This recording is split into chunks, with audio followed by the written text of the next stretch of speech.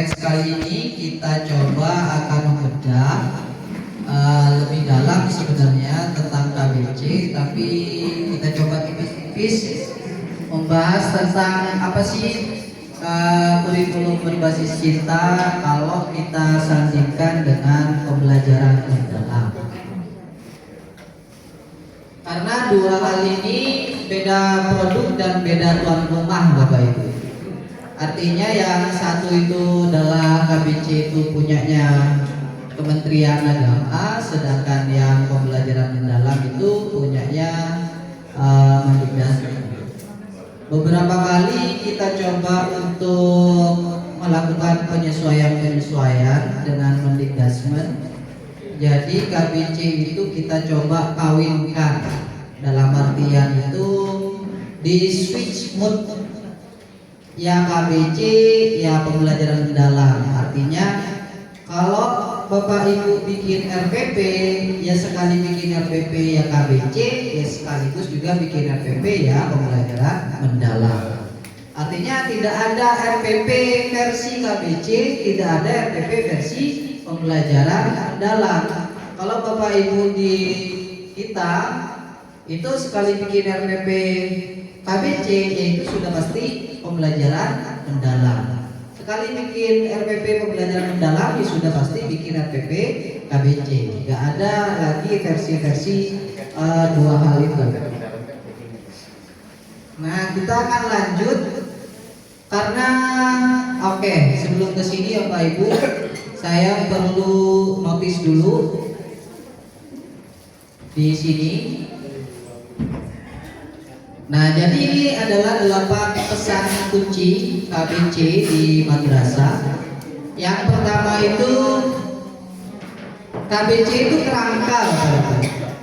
Jadi kita tidak secara akademisi, kita itu tidak mendefinisikan KBC itu. KBC adalah kurikulum. Jadi tidak serta-merta kita kurikulumkan. Kita mendefinisikan sebagai kerangka yang mempromosikan nilai luhur kehidupan.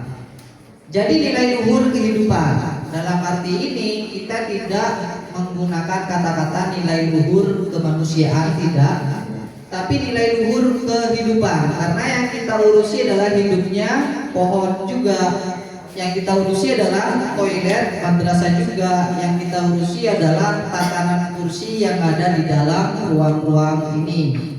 Jadi dalam hal ini yang kita titik tekankan bukan progresivitas kualitas manusia, tapi dalam progresivitas nilai luhur kehidupan. Apa artinya kita pinter setinggi langit tapi ternyata banjir yang merusak alam, yang kayak di Sumatera? Kan tidak ada artinya pada akhirnya Bapak Ibu.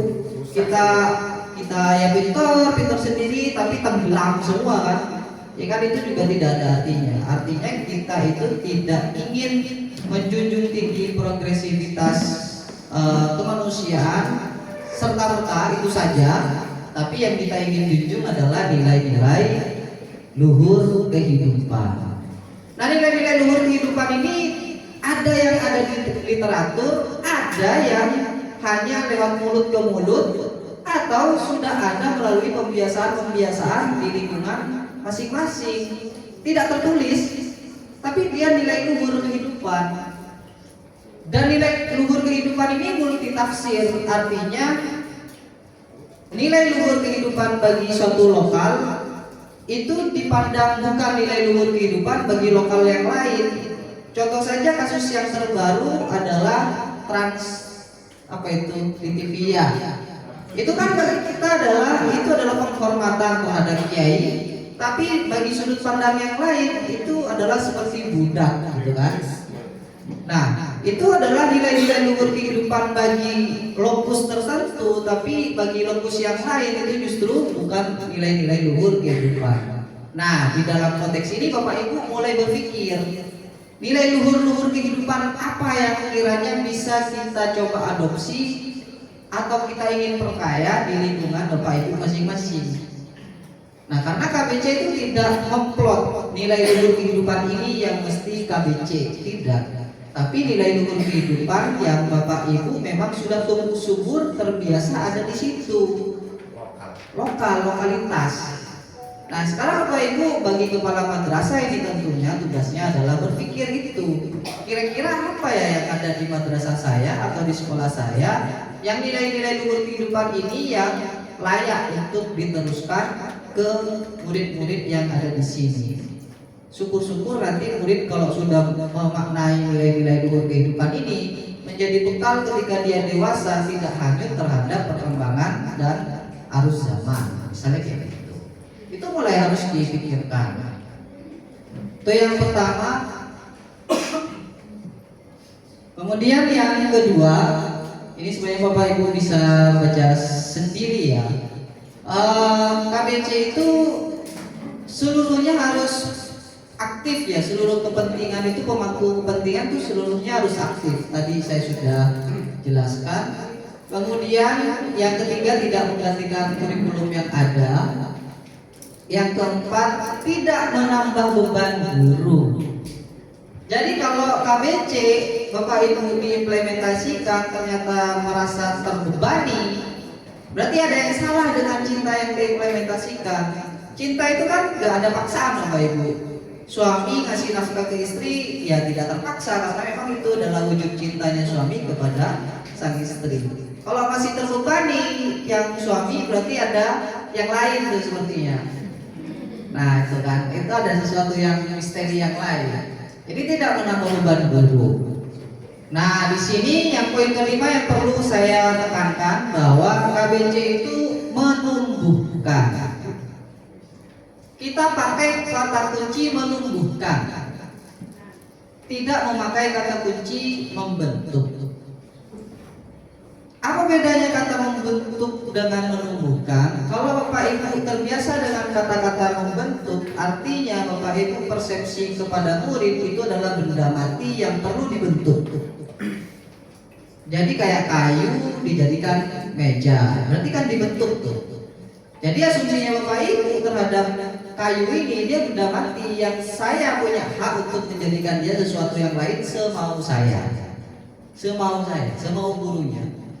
Tapi kan murid beda, murid bukan kayu, dia itu punya modal di pikirannya, dia punya modal di benaknya, dia punya latar belakang keluarga, dia punya kebiasaan-kebiasaan lain yang mungkin positif di rumahnya, di lingkungannya, di tempat ngajinya. Nah, di sekolah atau di madrasah dia datang, kita sebagai guru hanya untuk menumbuhkan modal yang dia sudah punya.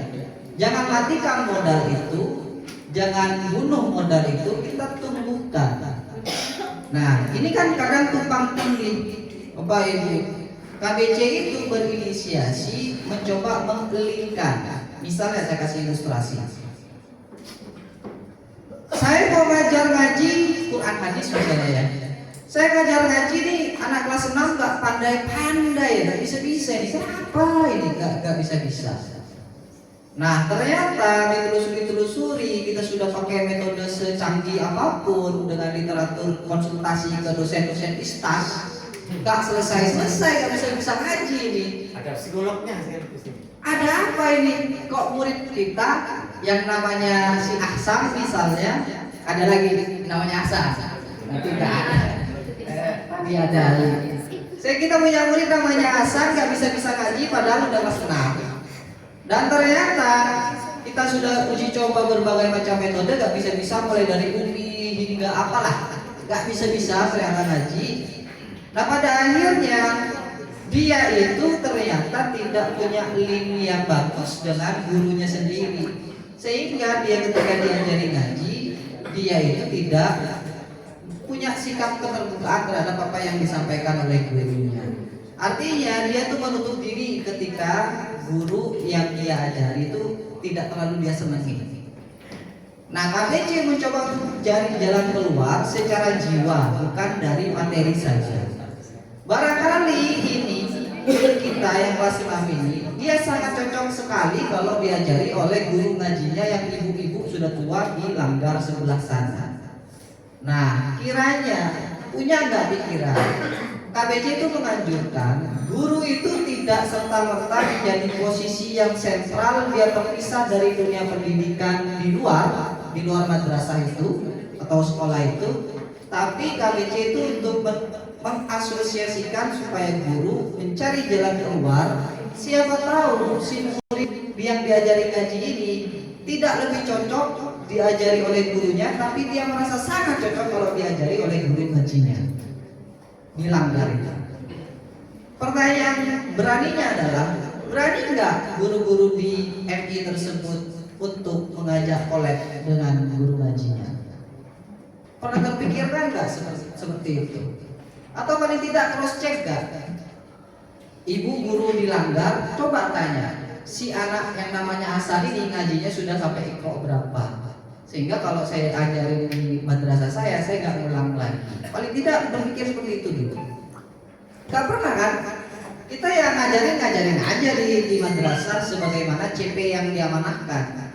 Kita tidak pernah mencoba untuk melingkan ke apa yang sudah dimodalitasi murid itu, agar supaya berkesinambungan apa yang diajarkan di madrasah juga bersinambung dengan apa yang diajarkan di masyarakat.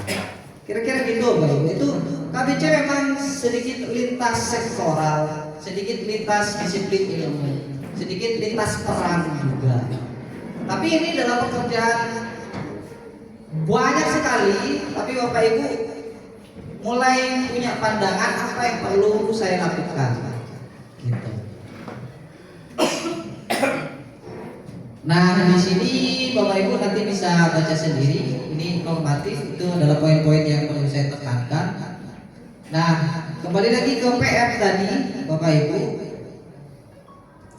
Nah, di sini KBC itu adalah ruh atau jiwanya, jiwa dari segala kurikulum yang berlaku. Nah, KBC per hari ini itu sudah dilegalitaskan dalam, kalau yang madrasah ya. Kalau yang SMA atau mungkin agak sedikit asing, tapi ini tidak asing bagi yang madrasah. KBC itu naik legalitasnya menjadi KMA, Keputusan Menteri Agama, yang awalnya adalah KMA 450 tentang implementasi kurikulum di madrasah, mulai dari RA sampai MAK dan seterusnya itu. Sekarang menjadi KMA 1503. KMA 1503 itu merevisi KMA yang 450. Merevisi. Isinya apa? KBC masuk di dalamnya. Artinya KBC itu menjadi dasar di seluruh setiap aktivitas pembelajaran yang ada di satuan pendidikan di lingkungan Kementerian Agama. Ditambah lagi PR yang tadi, pembelajaran mendalam, karena secara amanah kita memang menjalankan pembelajaran mendalam juga. Itu Bapak Ibu. Jadi KBC itu jiwanya, jiwa apapun kurikulumnya yang berlaku, yang menjiwai adalah 5 cinta itu tadi: cinta Allah Rasul, cinta ilmu, cinta lingkungan, cinta diri dan sesama, cinta tanah air. Nah, apakah 5 ini paten? Tidak Bapak Ibu. 5 ini bisa jadi berkembang lagi jadi 6, terserah, jadi 7, terserah. Itu dikembalikan kepada kebutuhannya Bapak Ibu masing-masing di satuan pendidikan. Tapi sepertinya ketika lihat diagnosis tadi, Bapak Ibu tidak perlu memikirkan untuk menambah, enggak, tapi mengoptimalkan yang kurang. Tadi kan sudah kurang tuh, cinta Allah Rasul sudah ketahuan kurang. Kita tinggal memikirkan gimana caranya mengoptimalkan cinta Allah dan Rasul itu tadi. Nah, kita next dulu. Nah, ini pembelajaran mendalam, saya kira bisa dibaca saja Bapak Ibu, lebih ke praktiknya nanti. Nah, di sini Bapak Ibu sebenarnya memang biar lebih konkret deh. Biar lebih konkret sebenarnya ada di sini Bapak Ibu. Kebaca ya? Kebaca. Ya, saya ini.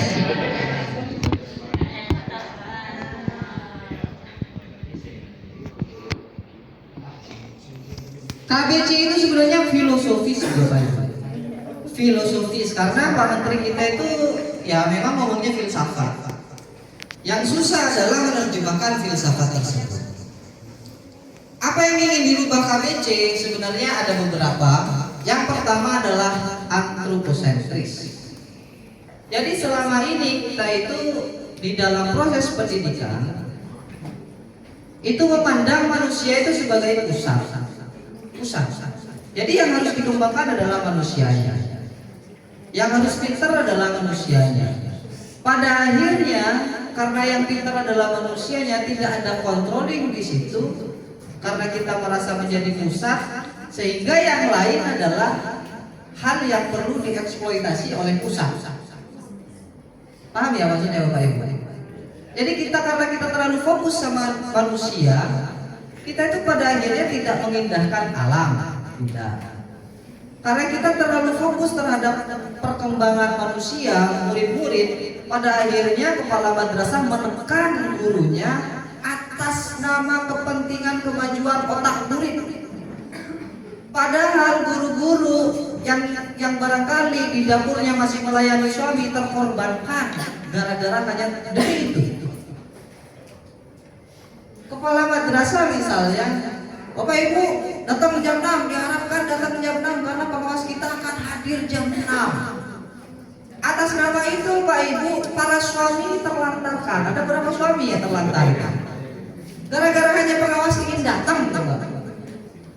Berapa suami yang terlantarkan itu? Berapa suami yang murah-muring itu? Itu hanya untuk ya atas nama itu Bapak Ibu, hanya untuk kemajuan manusia tanpa ada unsur-unsur yang pikiran yang lain. Apa yang ingin diinginkan oleh KBC adalah bahwa alam semesta adalah ya tajalli dari Allah, perwujudan dari Allah atau emanasi dari Allah. Oleh sebab itu manusia memperlakukan alam semesta itu secara penuh cinta. Artinya tidak hanya tidak hanya manusianya yang digarap, tapi juga toiletnya yang digarap, tapi juga tangga sekolahnya yang digarap, tapi juga papannya juga dirawat, terus AC-nya dibersihkan, tempat duduknya diatur dengan bagus, dan kaca di sini dilapis dan seterusnya. Artinya alam juga diperlakukan sebagaimana kita memperlakukan manusia. Nah, di dalam konteks ini ya Bapak Ibu mulai berpikir nih. Ini PR-nya Bapak Ibu. Di lingkungan Bapak Ibu sekalian, apa kiranya yang atas nama kemanusiaan tapi terabaikan di lingkungannya Bapak Ibu sekalian? Yang kepala madrasah tadi saya sudah contohkan. Yang guru misalnya, atas nama kepentingan manusia tapi pada akhirnya kita mengorbankan hal-hal yang berlaku untuk sekitar kita. Misalnya kita terlalu fokus sama murid tapi ternyata tidak pernah mengindahkan selokan yang ada di depan kelas kita sendiri. Yaitu kan urusan guru IPA atau urusan kebersihan. Tidak Bapak Ibu. Paling tidak Bapak Ibu sebagai guru yang di depan kelasnya ada selokan, itu mulai berpikir gimana caranya Bapak Ibu memanfaatkan selokan untuk juga berpartisipasi dalam membentuk wawasan si murid. Maka dari situ pembelajaran kontekstual mulai ingin diterapin, gimana saya ngajar juga memanfaatkan selokan yang ada di depan kelas. Itu mulai terbangun tuh sense of pembelajaran kontekstualnya mulai naik, mulai berpikir. Paling tidak Bapak Ibu mulai sedikit berpikir sini. Nah Bapak Ibu mulai sedikit juga berpikir ruang-ruang kosong yang ada di lingkungan madrasah kita yang tidak dimanfaatkan dengan baik. Apa kiranya? Nah Bapak Ibu mulai identifikasi sudut-sudut madrasah Bapak Ibu yang tidak termanfaatkan dengan baik, kiranya akan dimanfaatkan dengan baik apa di masa depan. Nah itu mulai dipikirkan lagi. Jadi begitu Bapak Ibu. Nah itu yang pertama. Yang kedua ya. Nah kalau di sini sebenarnya di sampingnya ada saya contohkan atau kami contohkan ya. Kalau praktik KBC di antroposen itu pada akhirnya kita itu ingin terlibat aktif menjaga lingkungan, bukan hanya sebagai aktivisme atau kebiasaan, tapi sebuah kesadaran bahwa ya kita merawat alam itu adalah kepanjangan dari apa yang memang sudah disunahkan oleh Allah, menciptakan kita sebagai khalifahnya. Nah itu memang senantiasa gitu. Artinya Bapak Ibu, kalau Bapak Ibu merawat alam, jangan atas nama kemudian merawat alam kita bisa pamer saya sudah merawat alam. Tidak, karena itu adalah memang tugas standarnya manusia. Kira-kira paham ya Bapak Ibu ya? Jadi itu Bapak Ibu buang sampah pada tempatnya itu bukanlah sesuatu yang spesial, karena memang itu adalah kewajiban Bapak Ibu, seperti Bapak Ibu sholat. Gitu. Kenapa kita tidak pernah menempatkan sesuatu yang bersifat ekologis, hal-hal semacam itu kita nilai sebagaimana kita beribadah kepada Allah. Kita tidak pernah merasa spesial ketika membuang sampah, sama spesialnya dengan ketika kita melakukan ibadah puasa. Atau kenapa kita lebih bangga naik haji daripada kita rutin buang sampah pada tempatnya gitu.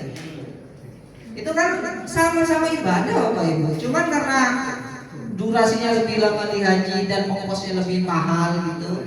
Padahal dua hal itu adalah sama-sama ibadah pada akhirnya. Yang satu adalah jawatan dari kewajiban kita sebagai khalifah, yang satu lagi memang ibadah yang masuk dalam rukun Islam gitu. Jadi kenapa kita tidak sama-sama merasa bangga? Dan kita tidak pernah mengajarkan buang sampah pada tempatnya kepada murid kita seinten kita ngajari mereka sholat. Sama-sama ibadah pada akhirnya Bapak Ibu. Meskipun dalam konteks yang lain sholat itu adalah wajib, sedangkan di sisi yang lain itu wajib, tapi kalau tidak dilakukan juga kewajiban tersebut bisa masih dihandle oleh orang lain. Jadi mulai dipikirkan Bapak Ibu, KBC itu menghendaki bahwa tidak semuanya harus berpusat pada manusia. Oleh sebab itu kita harus di sekeliling manusia itu ada hal-hal yang perlu dirawat, ditumbuhkan dengan baik. Gitu Bapak Ibu. Yang kedua ini agak sedikit sensitif. Yang kedua ini sensitif karena begini.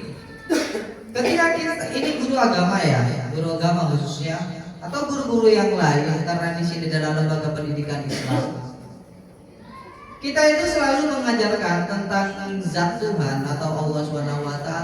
Kita kenalkan dalam konteks atau dalam narasi yang maskulin, bahwa Allah itu punya neraka, bahwa Allah itu maha menghukum. Akibatnya apa Bapak Ibu? Akibatnya adalah anak-anak itu sholat karena ya Allah punya neraka. Coba kalau Allah itu tidak punya neraka, ya gak sholat dia. Jadi tampilkan itu yang maskulin. Allah itu maha menghukum. Jadi Allah murid-murid kita itu sholat ya karena takut hukuman. Konsekuensinya kalau Bapak Ibu selalu menampilkan hal-hal yang maskulin, peraturan-peraturan yang ketat, pada akhirnya anak itu datang tepat waktu. Itu bukan karena dia merasa memang saya seharusnya datang tepat waktu, karena kalau saya tidak tepat waktu, saya dapat hukuman. Karena yang ditonjolkan adalah hukumannya, hukuman terus. Nah itu maskulinitas yang seperti itu 3BC dicoba untuk diminimalisir, bukan ditiadakan ya, diminimalisir.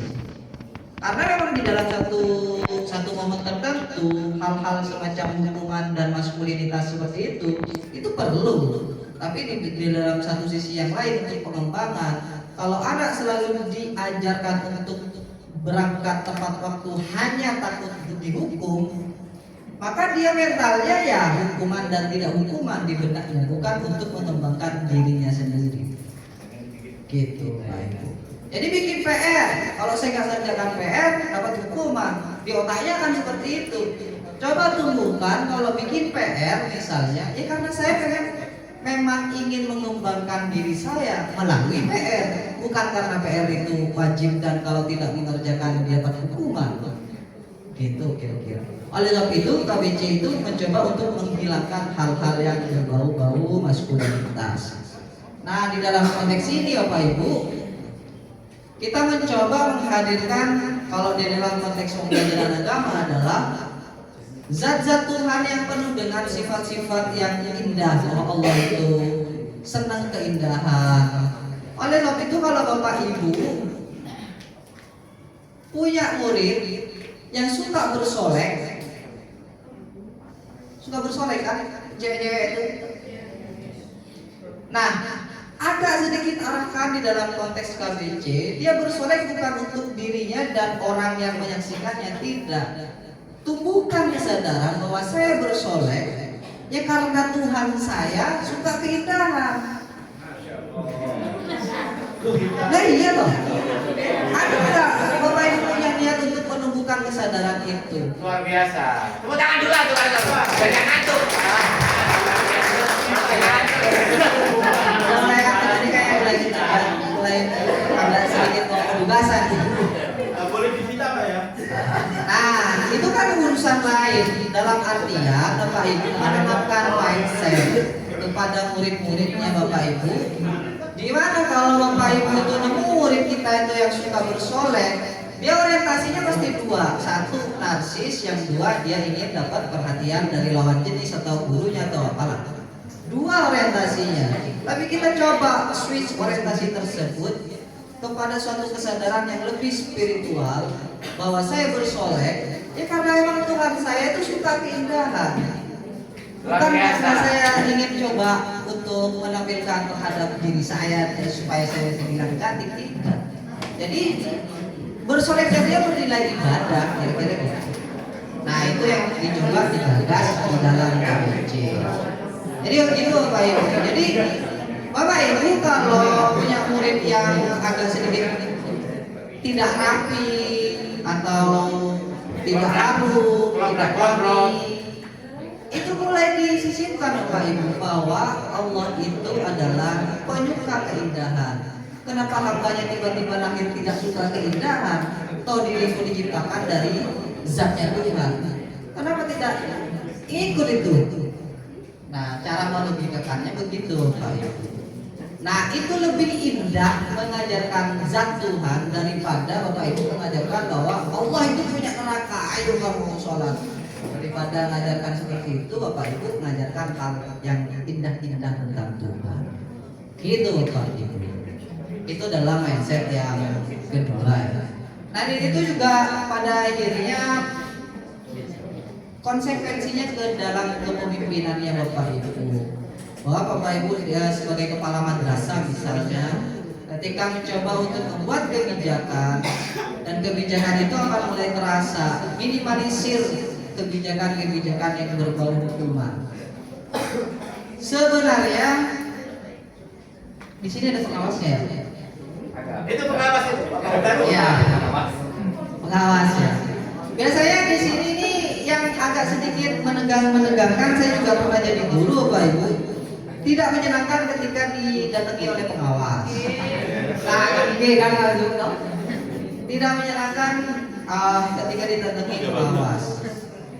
Nah, oleh sebab itu KBC itu sangat sederhana sekali mengilustrasikannya.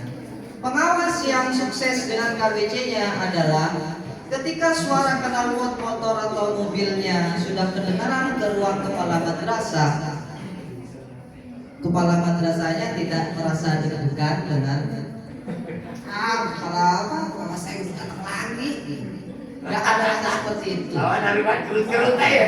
Iya.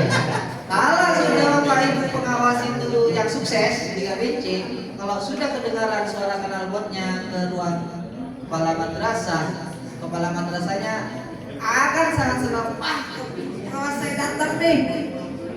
Apalagi nih kan? Mau dikoreksi apa lagi nih? Yuk kita bareng-bareng gitu. Jadi agak ada kesenangan ketika dihadiri oleh kepala pengawasnya. Demikian juga dengan kepala madrasah Bapak Ibu bikin grup namanya Forum Silaturahim. Tapi yang ada itu bukan silaturahim. Yang ada adalah instruksi. Bapak Ibu, kita rapat jam 7. Harap datang tepat waktu. Instruksi. Coba Bapak Ibu scroll dalam satu tahun, kira-kira narasi silaturahim yang mana? Loh, benar kan ini? Harus dipraktekkan Bapak Ibu. Dari chat kepala madrasah setahun terakhir, ini kan sudah bulan Desember. Dari mulai Januari sampai bulan Desember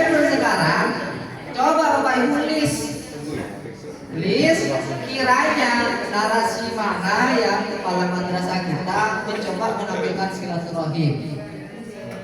Ada nggak kepala madrasah kita bilang, Bapak Ibu diharap datang pukul 6 ya, datang tepat waktu. Upayakan tidak perlu sarapan di rumah. Kita sarapan bareng-bareng di madrasah. Kita melakukan silaturahim. Itu bagus, itu harus silaturahim Bapak Ibu. Cocok itu forum silaturahim. Itu cocok. Jadi kita bikin sesuatu yang menunjukkan teman-temannya paling sudah lah gitu. Candaan apa itu? Candaan. Nah, keseluruhan ya nanti kita ubah kan. Jadi begitu Bapak Ibu. Itu di unsur kepemimpinan ya. Kemudian selanjutnya ini nomos oriented Bapak Ibu. Nah yang ketiga adalah beragama itu fokus pada hukum formal. Jadi ibadah dilihat sebagai sebuah kewajiban dengan konsekuensi pahala dosa. Ini masih nyambung ke yang maskulin tadi. Artinya Bapak Ibu, kalau Bapak Ibu hanya ngajarin bahwa kalau tidak sholat itu dosa, kalau sholat itu dapat pahala, otomatis nanti akan dapat surganya Allah. Jadi Bapak Ibu ngajarin murid-murid kita beribadah seperti jual beli kepada Tuhannya. Jadi kita punya mata uang, nama mata uang kita adalah sholat. Nah kalau kita sudah punya mata uang sholat dikumpulin banyak-banyak, ya tidak ada alasan Tuhan nggak ngasih surganya kepada kita. Nah apakah itu bagus? Bagus bagi kelas yang masih rendah, karena kita ingin bikin konkret, ya kan? Bagi yang A itu mungkin masih cocok. Tapi kalau udah mulai naik, jangan ajarin lagi semacam itu. Ajarkan bahwa kita ibadah, kita sholat, karena waktu sholat itu adalah satu-satunya waktu di mana kita bisa mengekspresikan cinta. Dari 24 jam kita hanya punya waktu berapa menit untuk berhadapan-hadapan dengan Allah. Nah, di waktu momen itulah kita manfaatkan sebaik mungkin mengekspresikan cinta kita kepada Allah. Saya puasa bukan karena puasa itu wajib, tapi karena puasa adalah satu-satunya waktu di antara setahun penuh itu kita hanya punya satu waktu bulan itu, dan waktu itulah yang kita punya momen kesempatan yang sangat spesial untuk bermuajah secara intens dengan Allah. Ya bukan karena puasa itu wajib, tapi karena memanfaatkan momen untuk mengekspresikan cinta kita kepada Allah kira-kira. Jadi ada lebihnya Bapak Ibu. Kalau wajib, tidak wajib, sunnah, haram dan seterusnya itu surga neraka mungkin akan konkret kalau ngajarin anak RA. Tapi kalau sudah mulai berkembang, Bapak Ibu mulai berkembang untuk mengajarkannya. Jadi gitu Bapak Ibu. Kalau di KBC ini khusus untuk guru sebenarnya, khusus guru. Kemudian yang terakhir ini adalah mindset yang terakhir sebelum saya ke yang konkret yang kita itu adalah kita itu cenderung atomistik, bahwa memandang realitas itu sebagai yang saling terpisah, sehingga semuanya yang di luar diri kita itu adalah sesuatu yang lain. Tapi kalau kita di KBC itu holistik ya, kita itu adalah bagian dari dalam satu kesatuan yang terhubung. Saya dengan murid itu terhubung, kepala madrasah dengan gurunya terhubung.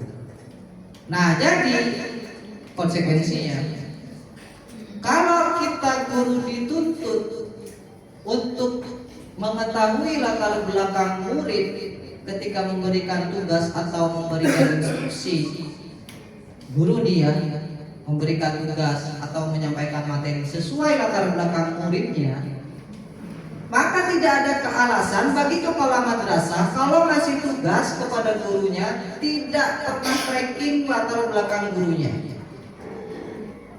Harus ini. Kalau kepala madrasah ingin memberikan penugasan terhadap gurunya, harus tracking dulu. Ngasih penugasan. Ini cocok gak penugasan tersebut dilakukan oleh gurunya? Oke, cocok. Tapi dia lagi tengkar sama istrinya, ya gak jadi.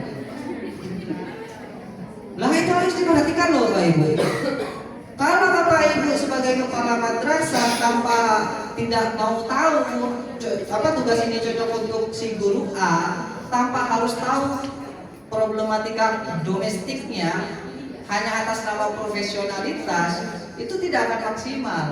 Karena KBC itu ingin menyentuh hal-hal semacam itu Bapak Ibu. Kalau Bapak Ibu sebagai kepala madrasah menganggap cocok tugas ini tanpa melihat domestiknya, ya itu akan sama halnya dengan sistematika yang ada sebelum-sebelumnya. KBC itu menganjurkan kalau Bapak Ibu mau memberikan penugasan kepada gurunya di tracking dulu. Oke, secara kapasitas dia mumpuni, tapi secara kapasitas domestiknya mumpuni apa tidak?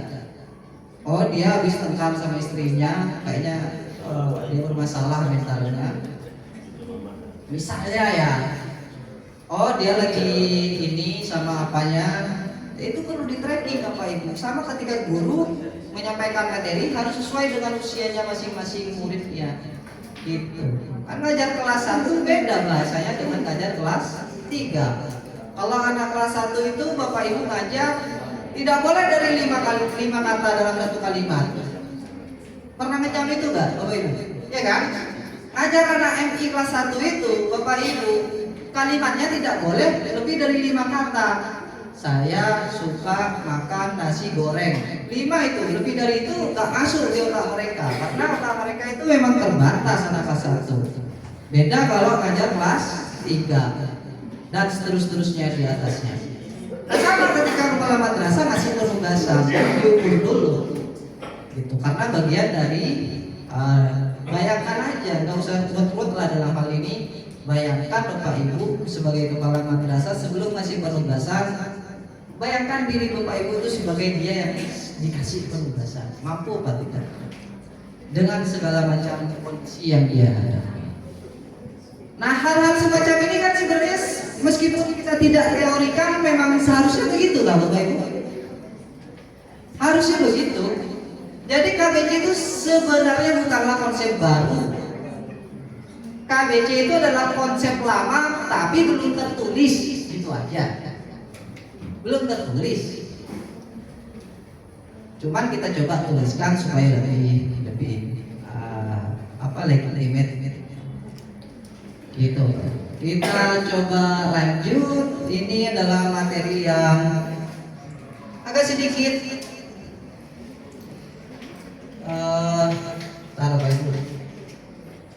Nah, ini adalah materi cinta yang 5 itu. Coba saya tanya, oke. Saya akan ngajak Bapak Ibu berdialog.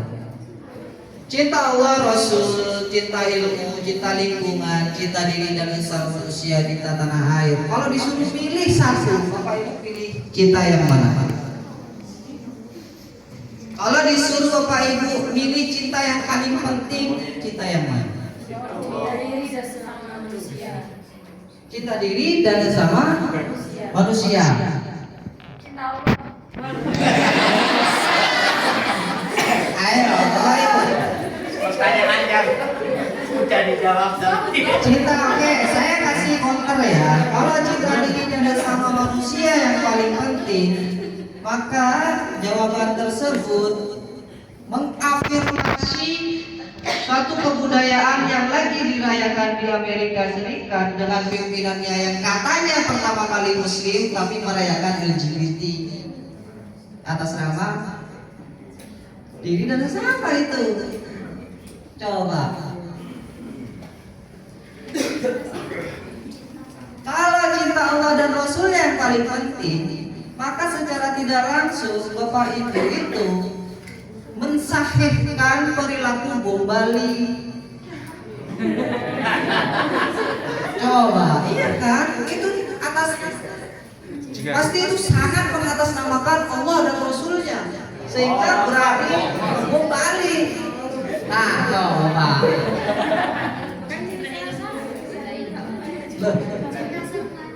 Kita semuanya itu adalah jawaban yang paling aman. Kita semuanya. Nah, makanya Bapak Ibu di atas cinta itu ada sekat tuh. Ada sekat, ada sumber cinta, ada tanda cinta, dan ada tali cinta. Nah, jadi cinta Allah Rasul sampai cinta tanah air itu bukan cinta urutan, tapi itu adalah kapling-kapling, yang kaplingnya ada 3 tuh. Sumber cinta. Apa yang dimaksud dengan sumber cinta? Kalau sumber cinta itu maksudnya, kalau kita ingin mencintai sesuatu, kita itu perlu sumbernya. Perlu sumber. Apa saja sumbernya? Kalau kita mencintai sesuatu harus bersumber pada Allah dan Rasulnya. Dalam artian nilai-nilai yang sudah Allah dan Rasulnya itu ajarkan, itu harus jadi landasan kita untuk mencintai. Dan yang kedua adalah ilmu. Kita jangan ujuk-ujuk mencintai tapi nggak ada ilmunya. Ya kita akan ditipu terus. Kan banyak kan ditipu atas nama cinta.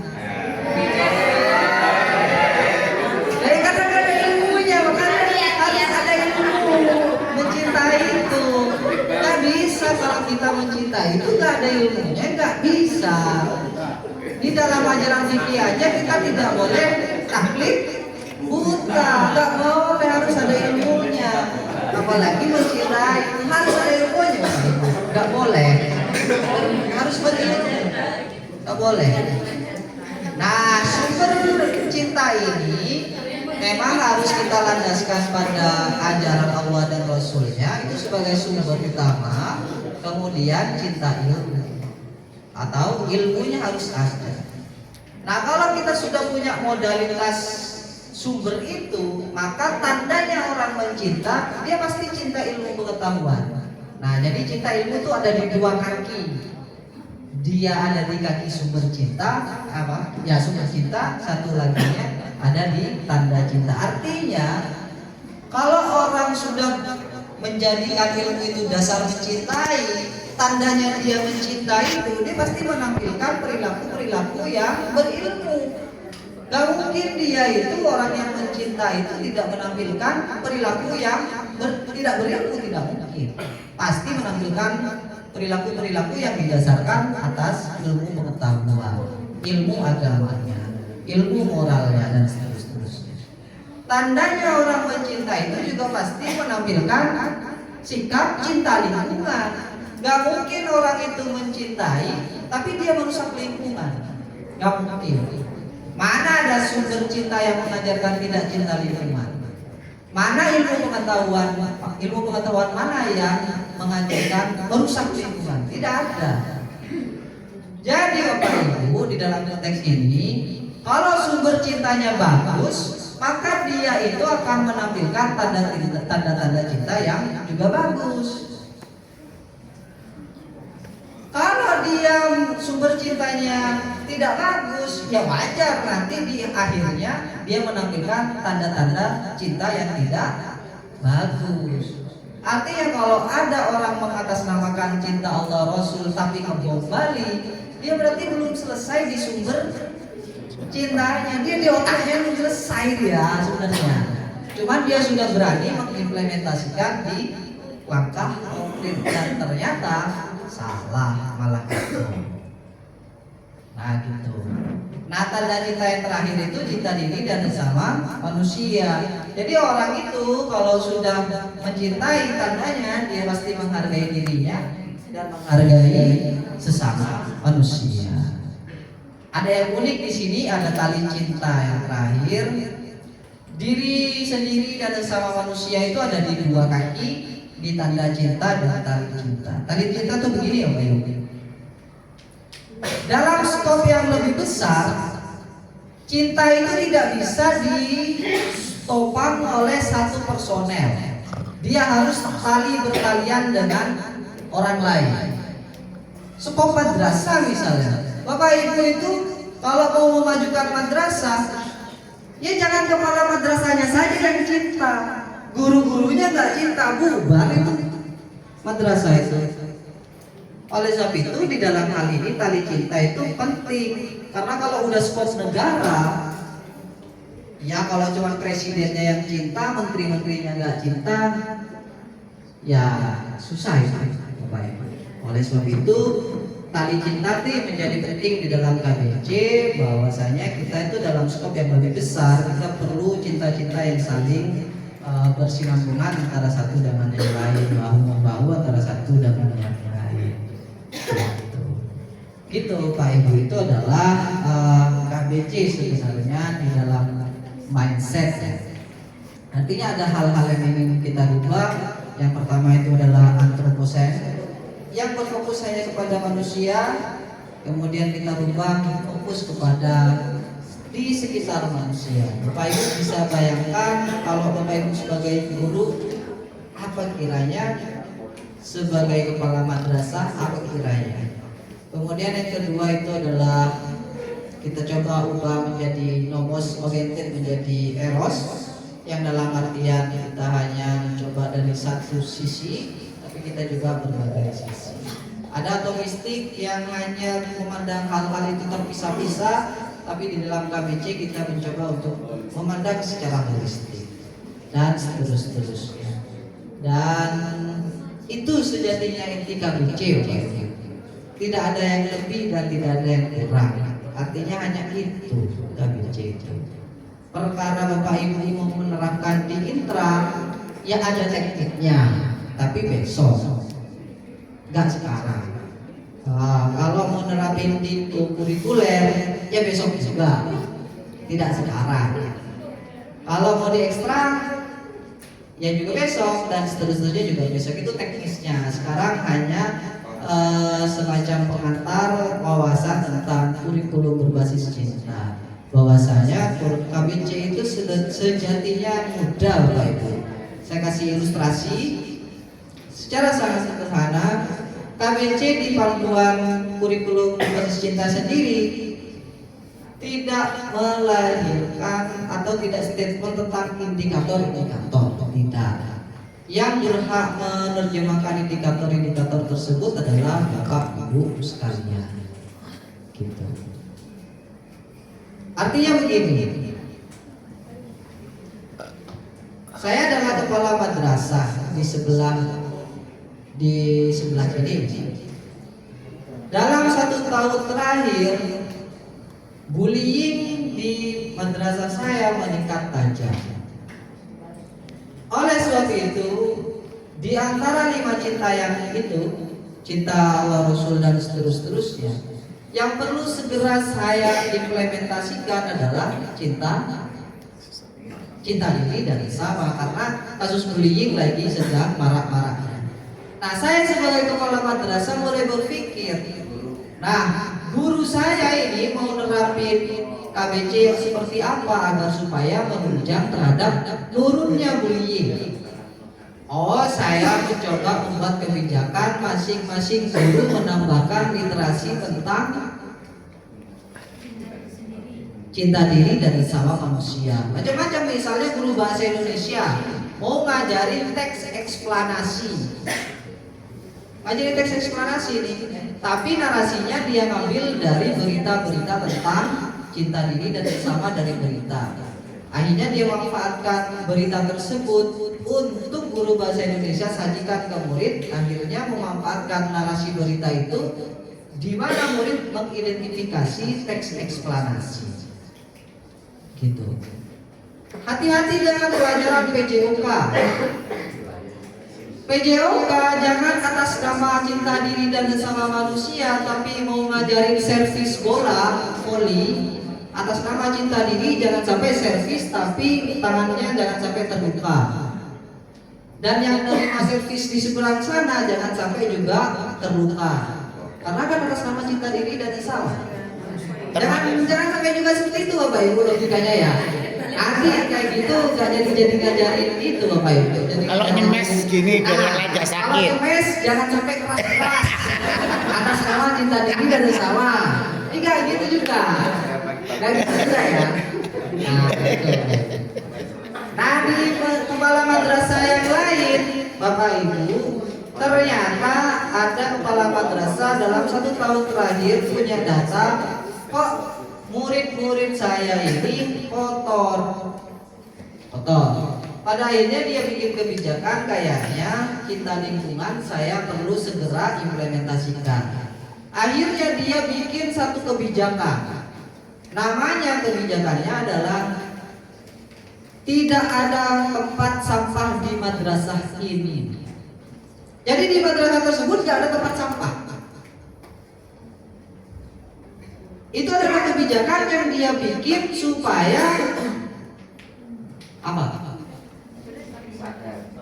Ini beneran terjadi Bapak Ibu di MTS Padang. Saya ini bukan ngarang cerita. MTS Padang MTS Padang nih kepala madrasahnya undang kabin untuk meresmikan suatu kebijakan dia, yaitu tidak ada tempat sampah. Sampai narasinya adalah buang tempat sampah dari madrasah ini. Nah kabinnya ketika ngasih sambutan bingung, loh kok buang tempat sampah? Terus buang sampahnya di mana? Katanya. Nah tapi logikanya menarik nih si kepala madrasah. Kalau masih ada tempat sampah, berarti ada potensi untuk buang sampah, ya kan? Masih ada potensi buang sampah, karena kalau masih ada potensi buang sampah, pasti ada potensi anak buang sampah tidak pada tempat sampah. Logikanya dia main di situ. Akhirnya dia bikin kebijakan semua tempat sampah dia buang. Logikanya adalah setiap manusia yang ada di sini adalah tempat sampah. Jadi setiap manusia yang hidup di madrasah saya adalah tempat sampah. Kalau ada sampah, simpan. Karena dirinya adalah tempat sampah. Ada sampah, simpan. Ada sampah, simpan. Gurunya juga sampah, simpan sendiri. Jadi di lingkungan madrasah tidak ada tempat sampah. Yang ada adalah orang-orang yang menjadi tempat sampah. Lalu ada di madrasah tersebut buang di tempat sampah yang benar. Kira-kira gitu. Itu adalah logika-logika kepala madrasah kalau mau bikin kebijakan, Bapak Ibu. Jangan hanya bikin kebijakan yang mainstream, coba pola pikirnya yang dirubah. Budaya ini serius, budaya umum ini kelihatannya. Budaya umum serius. Contoh-contoh yang saya tampilkan itu adalah contoh-contoh konkret. Jadi itu KBC. Nah, mungkin Bapak Ibu ada yang ingin ditanyakan, dipersilahkan. Silakan Bapak Ibu, barangkali ada yang ingin bertanya.